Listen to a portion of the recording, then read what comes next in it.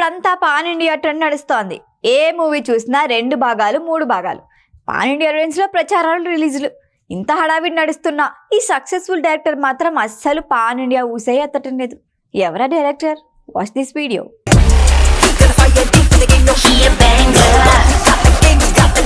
Anil Ravipudi.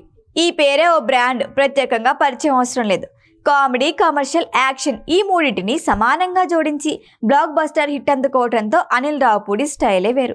Tollywood star డైరెక్టర్స్లో రాజమౌళి తర్వాత అపజయం లేని దర్శకుడు ఎవరంటే అనిల్ రావుపూడి అనే చెప్పాలి.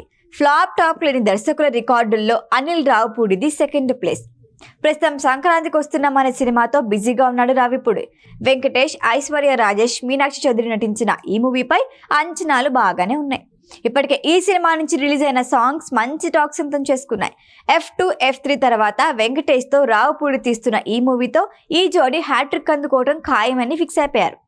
సినిమా ఆరంభం నుంచి క్లైమాక్స్ వరకు శుభం కార్డులు పడే వరకు నవ్వులతో నిండిపోతుంది అని టాక్. వరుస సక్సెస్లు అందుకుంటూ దూసుకెళ్తున్న అనిల్ రావుపూడి ఇప్పటి వరకు పాన్ ఇండియా ప్రాజెక్ట్ జోలికి వెళ్ళటం లేదు.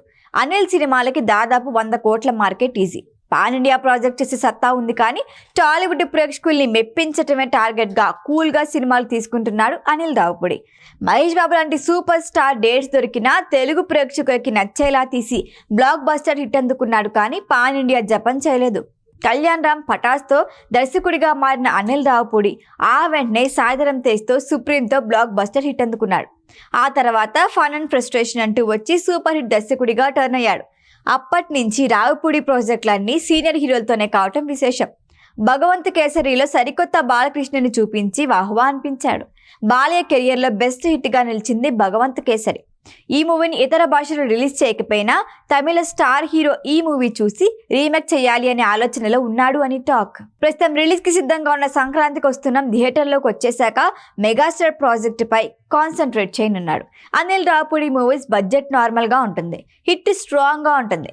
అందుకే విశ్వంబర్ తర్వాత మెగాస్టార్ అనిల్తో చేయబోయే ప్రాజెక్టుపై ఇప్పటి నుంచే భారీ అంచనాలున్నాయి. పైగా కామెడీ టైమింగ్కి బాస్ అయిన మెగాస్టార్తో అనిల్ రావుపూడి మూవీ అంటే ఇంకేముంది, ఫ్యామిలీతో కలిసి ఎంజాయ్ చేసేందుకు గెట్ రెడీ మరి. ఈ వీడియో కనుక మీకు నచ్చినట్టయితే లైక్ చేయండి, షేర్ చేయండి, సబ్స్క్రైబ్ చేయండి. అలాగే పక్కనే ఉన్న బెల్ ఐకాన్ని క్లిక్ చేయండి.